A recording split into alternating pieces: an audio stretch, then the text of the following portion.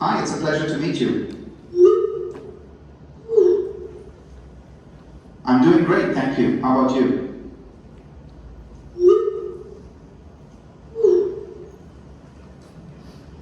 Of course, I'm Fernando Machado, a marketer with a passion for cultivating brands and driving business growth. Currently, I'm an operating partner at Garnet Station Partners and involved with Notco and Brace. What's on your mind today?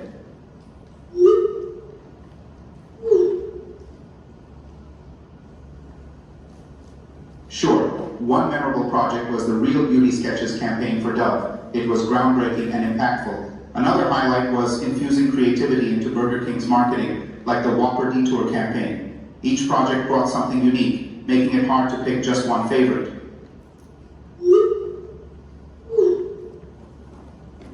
Yes, that's right. I'll be speaking at MathStars in Busan on August 23rd. I'll discuss how AI and creativity can fuel innovation. Exciting times ahead.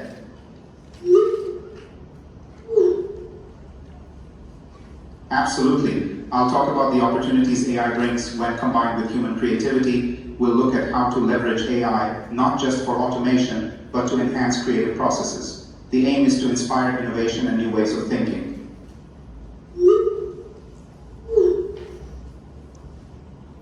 I'm feeling excited and energized. It's always thrilling to share ideas and connect with a passionate audience. Let's make it a memorable session. Thank you. Let's get started and explore the future of creativity and AI together. Enjoy the presentation.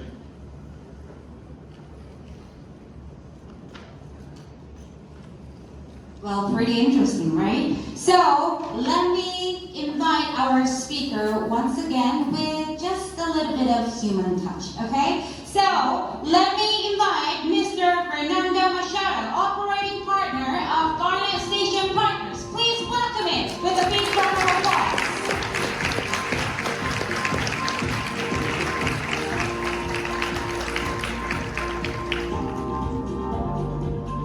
Hello. Spoiler alert, she did not lose her job to AI. She was just joking. She's still here. And I didn't lose my job for the chatbot either. We are still here, which is a bit of a spoiler alert for the presentation I will make today. Let me start by saying thank you to MedStars for the invitation to come to Busan. It's my first time in Busan. I've been to South Korea before, a couple of times, especially when I was at Burger King. First time here. So thanks for the invitation to come, share a little bit the work that I'm doing these days. I also thank you for the amazing award and recognition that MedStars gave to me yesterday. I was not here, so I was accepting video. Today I'm here in person. So just want to say thank you again to the organization team for such an amazing recognition. We've been talking about this trip and this presentation for months. And if everything works great and all the presentations are perfectly done and the venue is beautiful, just know that there is a lot of people behind the curtains working really hard to make that happen. So I just want everyone to give a round of applause for the MedStars team for the amazing job they've done these couple of days.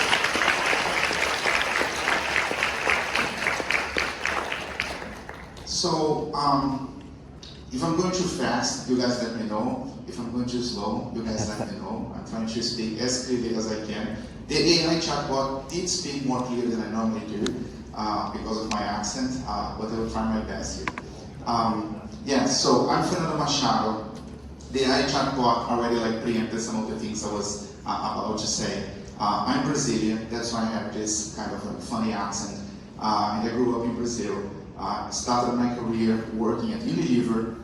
I was in Unilever for 18 years. I know it sounds a long time when I say that out loud, but while I was there, I was changing brands, changing countries. It never felt that long. I started my career in Brazil, then I moved to Mexico, then I moved to New York, then I moved to London. I work in household cleaning, laundry detergents, I work in food, skincare. In my last 4 years of Unilever, I was Global Vice President for Dove. It was an amazing brand, a brand that had a clear purpose, that was really trying to do something different, as all the Unilever brands are, to be honest with you. And it was the peak of my career. during my 18 years at Unilever. During the 4 years that I was there, like everything that could go wrong went right, and that never happens, right? I mean, usually it's the other way around. We did the real beauty sketches, this is more than 10 years ago. I see lots of young faces here, so you may not remember that, but back in the day that was a big hit. Then I moved from London to Miami. I moved to work at Burger King. I was always a big fan of the Burger King brand, especially the work that has been done 10 years before I joined by Crispin Porter, which is an awesome agency that was based in Miami back in the day. And I thought I could go there and learn something working with restaurants, working with franchisees, very different than Unilever. So I left Unilever. It was a very hard decision after 18 years to move to Miami, and I was with Burger King for a little bit over 7 years. It was the best career move I've done in my career.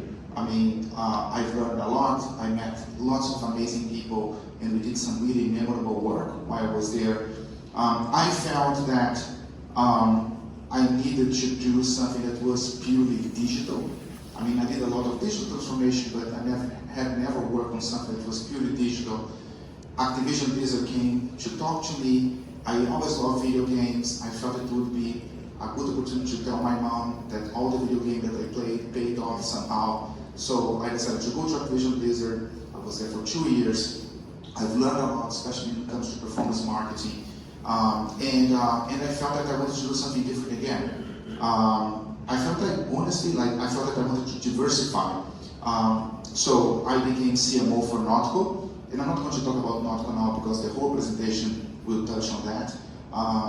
And now I'm an advisor for Nautical, and I work for a private equity group that owns several different brands in many different categories. Look, I'm giving more background than you need, but the point that I want to make here is always put yourself in a position that you're going to learn something. You know, during my whole career, that's what I tried to do. On all the Unilever jobs that I took, most of them, it was the job that no one wanted to do because it was really hard. The brand was not doing well. Everyone wanted to go to the brand that was doing well. And I was always trying to see, what are the things that I don't know? So that I can go and learn those things. And that made a huge difference for me in terms of my marketing skills in my career. So that's the career chapter. Let's move to something more interesting, math. I'm joking. I promise it's not going to be boring. It's a very quick math exercise. But just think about this. Nautical, and I'm already preempting my presentation, but Nautical, what the company does is they use artificial intelligence to create elevated plant-based products. Okay? So all the products that Nautical creates are plant-based. There are more than 400,000 species of plants in the planet Earth. Okay? So there are 400,000 ingredients or more for any company to tap into. So let's do a quick exercise, right? I said 400,000, but for this exercise, I'm just going to think about 1,000. Imagine I have a list of 1,000 ingredients, okay? And we need to pick 10 ingredients out of this list. How many combinations can we pick, okay, of different ingredients out of just 1,000 database of ingredients? Well, it's a pretty boring formula, so I'm not going to get into that. I'm going to go straight into the result for you. But it's just for you to see that this is serious, right? I mean, the answer is 2.6 times 1023 formulations. Just to conceptualize the size of this number, okay? This number is basically larger than the number of stars on the Milky Way. It's larger than the number of grains of sand on Earth. I don't know who calculated that, but if you Google, that's the number. It is larger than the number of seconds elapsed since the Big Bang. So imagine this, I'm just talking about 1,000 ingredients, and I'm just talking about a formulation that has 10 ingredients. It's a very simple formulation. It would be impossible to try every single one of the combinations, you know, and I think that's why technology, and especially AI, can play an important role for us, humans, and society. But it's never just AI. Okay, it's AI plus humans, which is the main point of this presentation, as you will see. So when our founder, the founder from Notco, Matthias, came up with the idea of Notco, of having a company that uses AI to create plant-based products, he did because he felt that the food industry was rather inefficient.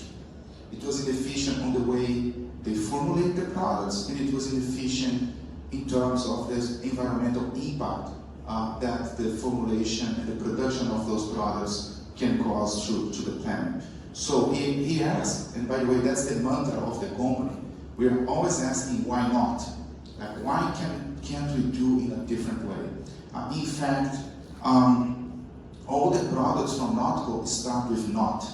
Okay, so the burger from Notco is called not burger. The milk is called not milk. The mayonnaise is called not mayo. It's always not, because the company wants to always do something different, which in my view is the essence of like what marketing people should be striving to do, right? I mean, always build differentiation for your brand and for your company. So the way it works is basically like the company has created an artificial intelligence, so it's a patented platform. It's like, I think 17 patents, if I recall correctly, of this AI. The name of the AI is Giuseppe. Yes, it has a name. It's inspired on a French or Italian artist called Giuseppe Archimbolo. He used to do portraits with vegetables and fruits. You probably have seen a picture of that. And it's kind of like creating art with plants. That's why the AI is called Giuseppe. And it's always the AI plus the chefs, meaning plus humans, to create an elevated product. The AI cannot taste the product. Okay, you need a group of chefs that will taste the product and work with the AI. So the way it works is like this, right? I mean, the way it started, actually, because it evolved, but the way the company started was basically like, they would take a product, like that has animal products, like animal derived, like in this case is an ice cream, has milk. Then they do like a chromatography study of the product to check which molecules, like what ingredients are in that product. They do a check on all physical properties of the product, right? I mean, how it spreads, how it melts. It depends on what the type of the product it is.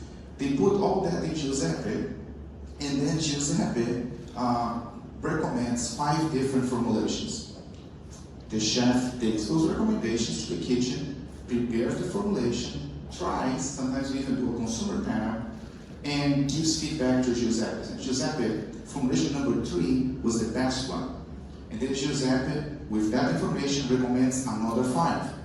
They prepare it again, and then they give feedback again. Oh, this time number 2 was the best. And then Giuseppe proposed another 5. And in just a few rounds, you converge to the formulation that's a perfect match to the animal-derived product. This is how Not Milk was created. And the fun thing is that, like, I don't know the market in Korea that well, but in the United States, if you go to any coffee shop, you order like a cappuccino, they will ask you like which milk you want. It is usually like oat, almond, right? Or low fat, but the milks are usually like one ingredient. It's oat, it's almond, right? So if you came to me and said, Fernando, I want you to create a milk that's plant-based, my mind would go straight to almond, oat, because that's what I know, right? Where Giuseppe went was on cabbage, pineapple, coconut, which are ingredients that I don't think humans would think about to use to create the product, you know? And because it's a combination of ingredients, it doesn't have the limitations that a single ingredient plant-based product would have. I mean, needless to say that is much more environmentally friendly than cow's milk, right? I mean, I think in this chart I'm showing like 84% less water usage, 79% less CO2 generated. I could show like any variable and it would beat the animal product. Same for chicken. This is a not chicken product. It's one of the best products from Norco in my opinion. The ingredients are like, one of the key ingredients of this product is strawberry. Like I would not have recommended strawberry to create a plant-based chicken product. But because Giuseppe doesn't care and he's just trying to do what he thinks is right, we end up like with ingredients that we would not pick. Same thing when it comes to environmental footprint. The other thing is like, I don't know how much experience you guys have in consumer goods, but when I was working in Unilever in foods, to launch a food product, it would take me a simple one. It would take me on average like 2 years of development. Maybe a little bit more if you include like the time to get to the shelf, right? Because sometimes in the US, it takes a long time until you get the product to the shelf. In the case of Notco, the first product that was created was not mayo, and this is like 8-9 years ago, and it took 18 months. But then, over time, you can see that the curve of time to get a product ready diminished dramatically. And the reason for that is that the AI becomes smarter, right? I mean, the more you work, the more the AI learns, the faster the AI does the job. There were products, I've seen prototypes of products being created in 1 day. That would never happen, like when I was working in consumer goods. And it was not because people were not good. I mean, the team was amazing. But it's just a very different dynamic that you can get when humans join forces with technology. The products are great. I mean, I'm not going to bore you, but like every single product we benchmark against the real animal product, and we benchmark against plant-based competitors, and we need to beat the plant-based competitor, and in an ideal world, we should be at least parity to the animal-derived product. And that's why Notco has made so many different partnerships and collaborations, because that's the thing. Matthias is a visionary, right? He really believes that Notco can change the world and can help create a much more environmentally friendly industry. And he knows that we cannot do that alone.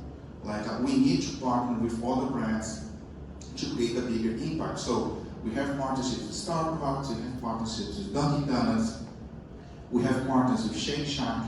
I think there is Shake Shack in Korea, right? Like I remember being in one when I was at Burger King visiting restaurants. We have a massive partnership with Kraft Heinz in North America, and we are doing every single one of their products. We are doing the version that's plant-based. Every single thing that you see there is in the market already.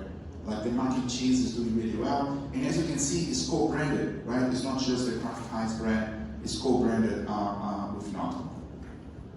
And look, I mean, as I said, in the development of the product, which is very AI-based, it's never just AI.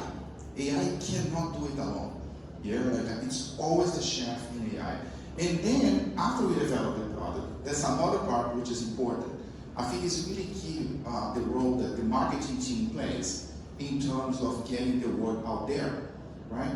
So we developed Not Mayo, and we are trying to launch the product in the US, meaning I have zero market share, right? I don't have any market share, the product doesn't exist. And Notco in the US is still relatively small. So we're trying to launch this product, and we realized that the main barrier for consumption was that people think that a plant-based mayo is not going to taste as good as the real mayo. I mean, plant-based mayo basically doesn't have eggs, right? I mean, the mayo has eggs and oil, this one doesn't have eggs. So we briefed our agency partner. We developed all creative with agency partners, by the way. I mean, I never had an internal agency, and I can talk about that later if you guys would like. But the brief was, it tastes just like mayo. And that was it. We don't overcomplicate briefs. We try to brief like with one-liners. And they came up with something that I think is really awesome. I will play the video for you guys. I hope the humor ends itself well here. I find it really funny. I hope you enjoy. I'm on the way to a focus group for people that hate mayonnaise. I said I hated mayonnaise, so why would they give me mayonnaise? I don't like anything with mayonnaise. So, here we go.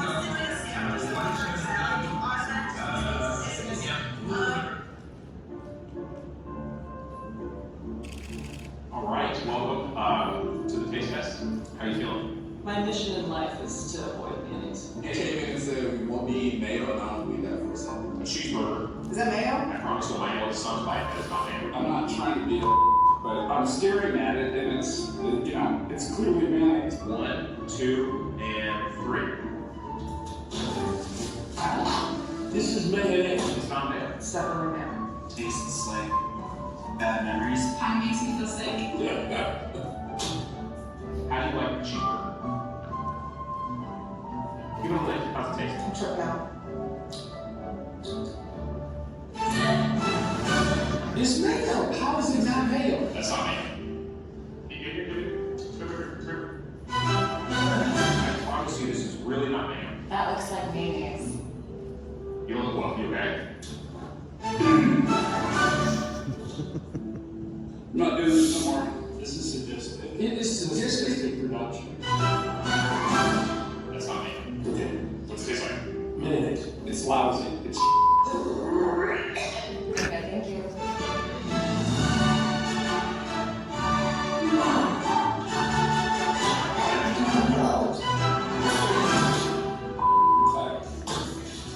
Plant-based mayo. not mayo. Why do I care if it's the exact same thing?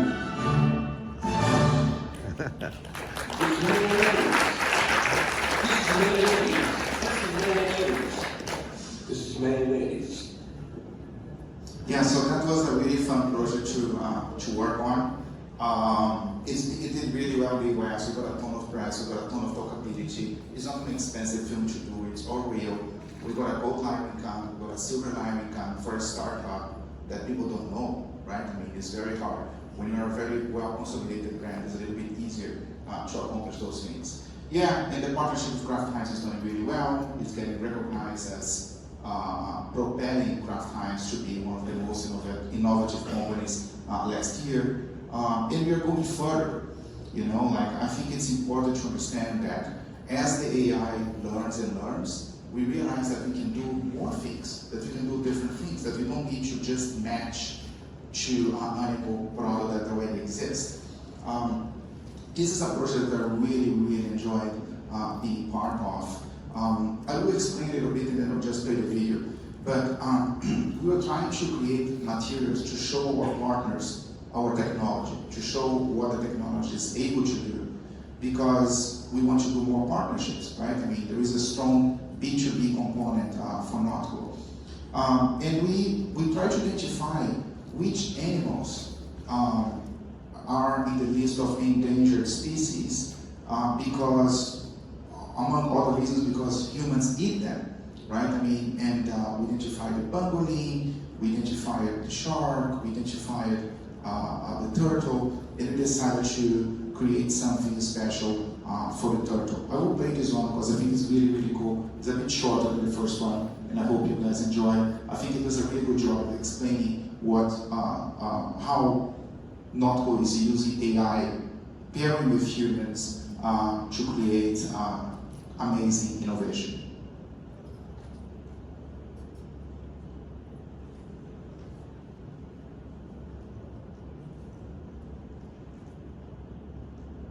There's been a concerning decrease in green sea turtle population, and although it has become illegal to hunt them, they're still consumed worldwide because of their cultural culinary heritage. Can humans and AI take green sea turtles out of menus and out of the endangered animals list? This is Not Turtle, a collaboration between the globally acclaimed Peruvian chef Diego Oca, the tech food company Notco, and its AI, Giuseppe. After Giuseppe analyzed 260 quintillion plant combinations, together we recreated the taste, texture, and molecular structure of turtle meat. Here's how we got there. We went to the Cayman Islands to learn how turtle meat tastes. and collaborated with local chefs in one of the few places where it's still legal. Then we went to NACO's headquarters and taught Giuseppe about turtle meat. It would have taken humans 13.2 billion years to try out every possible recipe. Not Turtle was created in just 4 days. And finally, we went to Peru, where a community that has grown up eating turtle meat tried Not Turtle to see if they would accept it as an alternative. Este es uno de los sabores que solamente que tiene la carne de tortuga. Idéntica a la tortuga, es tortuga. We made the recipe public instead of profiting from this innovation and gave cooking classes for chefs and cooking enthusiasts. Hola a todos, soy Fernando, chef de Notco. Chilean company Naco has created an alternative version of the soup. Están revolucionando la industria alimentaria.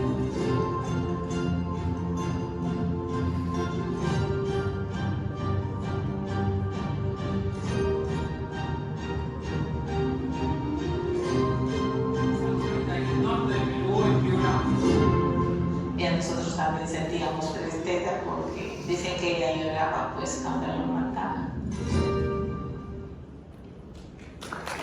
Thank you. I think you can see, right? I mean, it's never just the AI. It's AI plus Diego Oca, who is the head chef of Lamar, which is a famous Peruvian restaurant in the US. It's Diego Oca plus the chefs from Notco, who are amazing, by the way.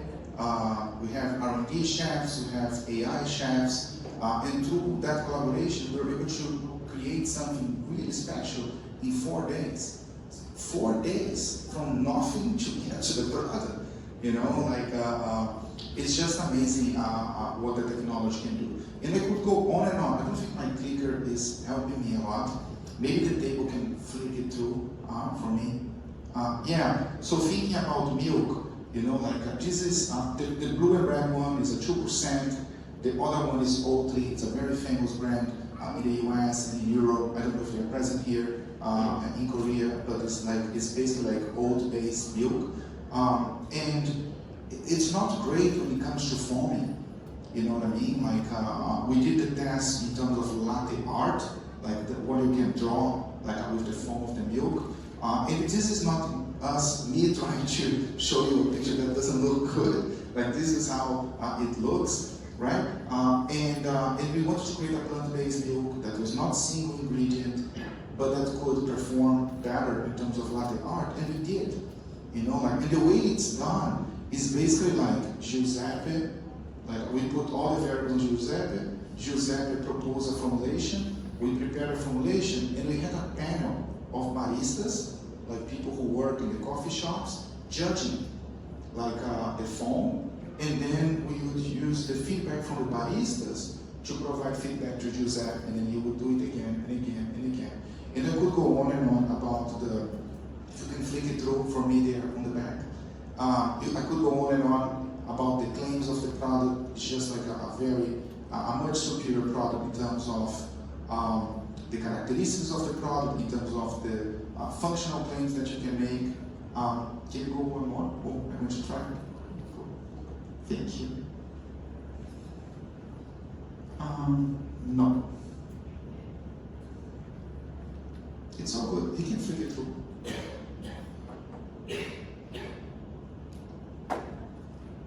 That was it. It's all good. So another case that I really like, and again, is a case that will show the power of advertising, the power of an idea. This is a product like from Danone. It's present almost everywhere in the US and Europe. In Brazil, they're very strong, so it's a case from Brazil.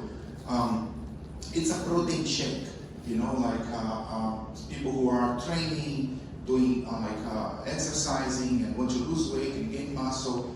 This is a product that target audience tends to buy a lot.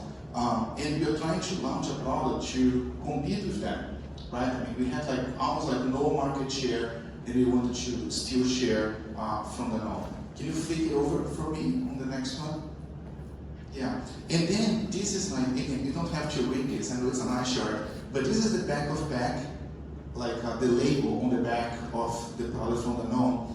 And when you read the back of pack, it's kind of funny because the main claim of the product is around proteins, It's like 15 grams of protein. And when we read the back of pack, it has more carbs, it has more carbohydrates than protein, which is weird, right? Because the product's called protein shake. Maybe it should be called carb shake, right? Because it has more carbs than protein. And the reason why it has more carbs than protein is that in Brazil and in most countries, the legislation defines the percentage of proteins and carbs and everything else that the milk should have, that cow's milk should have. But we don't have the same limitation if I'm creating a plant-based product, right? Because I don't follow the same rules. I'm not cow's milk. So we were able to create, while the Danone product has 19 grams of carbs and 15 grams of protein, the product that we created has 15 grams of protein, same level, and only 3.5 grams of carbs, right?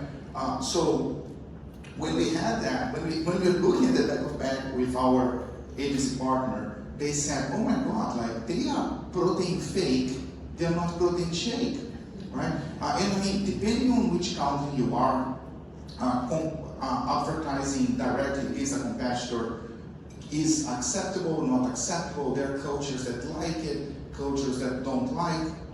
In Brazil, it is accepted, and in Brazil, it's okay to do it, especially if you're the small brand, right? I mean, if you're the big guy, it may not go so well because it can come across arrogant. But if you're a small brand, you can get away with it. Can you click it for me there? You can click one more time just to play the video. So to launch this, our original plan was to do an advertising, TV spot, print campaign, all that stuff. And the agency came and said, why don't we just go and project in front of the building from Danone in São Paulo. The projection reads, bigger than this ad, just the number of carbs of your product, right? Which is their product. And they did this for 4 hours because in São Paulo there is a law against out of home. So we knew we would get a fine because we did it. The fine was already in the marketing plan. So instead of media, I had a fine on my marketing plan. And we did it. It was an amazing success. Everyone was talking about this. We grew 10% in the first month. We grew 8% in the second month. We bring the campaign back on the third month, and again we grew 10% and 8%. So I don't think AI would come up with that. You know, that's where I think you need creativity and human talent to make things happen. You can go to the next one. Yeah, this is the last example I think I have. This is from Chile. All these snack bars that people eat, thinking that it's healthy and they eat as a snack, right? Just to get a little bit satisfied between meals. In reality, they are really full of sugar, right? If you read the back of pack, you see what I mean. And when you eat, you go through this sugar crash cycle. You eat, you get satisfied, your glucose levels go up, you get a little bit of a down, and then you're hungry again, right? So the trick here was how can AI help us create a product that the sugar level doesn't spike, you know? And people in the company are so obsessed that when we were developing this product, Matthias, who is the founder and CEO, he was wearing a glucose monitor. You know those that you can literally leave on your arm? And he was measuring all the time what was happening to him. When he ate a regular snack bar and when he was eating the prototypes that we had. We can go to the next one. So this is basically what we created. The green line is a regular product. You see the glucose level bumping up. We created one that it doesn't spike as much. And it's kind of a slow release of carbs, slow release of sugar. This product was launched around a year ago. It's doing incredibly well in Chile, and we're already discussing how to bring to other markets. You went backwards. Can you go to the next one? Yeah, and this is the product that we launched. And again here, another small example. When we designed the packaging, we have a part of the marketing team. We have a really talented designer. Her name is Trini. we use like AI to help us with different directions. We really did a quick exploration in terms of like, hey AI, if you, like it was not ChatGPT, it was Midjourney in Italy, like hey, I want to have a product that is plant-based, high-tech, that has low release carbohydrates. We explained all that. It got several different paths, and then we chose one, and then out of the one we chose, the humans, Trini and her team, worked on the design to make it even better. Yeah? But we did use AI to do rapid prototyping of the design, which is, I think, something that more people should do, because it works really well. But again, it's not like just do it on Midjourney and that's it, right?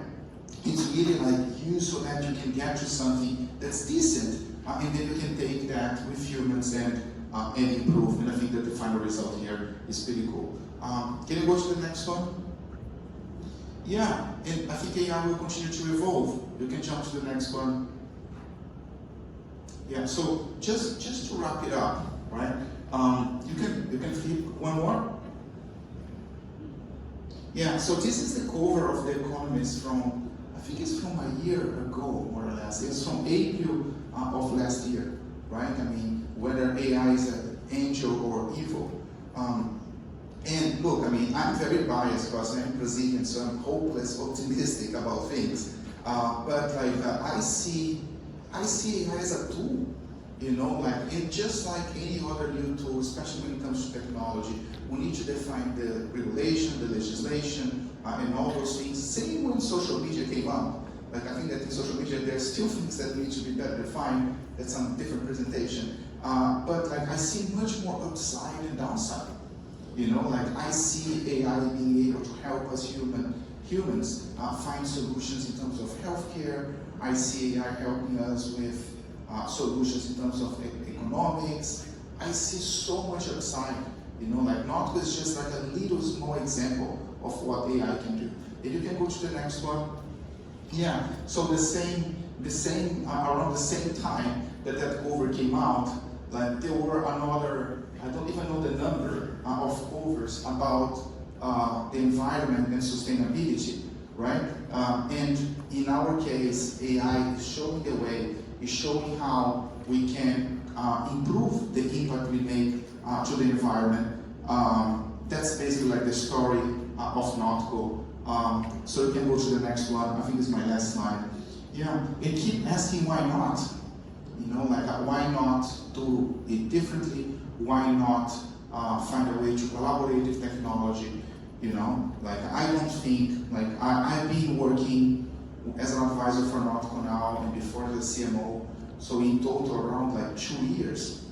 And I don't remember having to fire anyone because we are working with AI. On the contrary, we are only growing. You know, like, our partnership with our agency partners is only growing. Like, I see them growing all the time. So I think that if you leverage the right way, if you leverage as a tool, and if you truly believe that as a tool, you need a human on the other side to be able to operate, you'll be able to accomplish results that you alone might not be able to do without the use of technology. So that's my optimistic message to all of you. I hope you enjoyed the presentation, and we will have some time to do a bit of a Q&A now. Thank you so much. Thank you.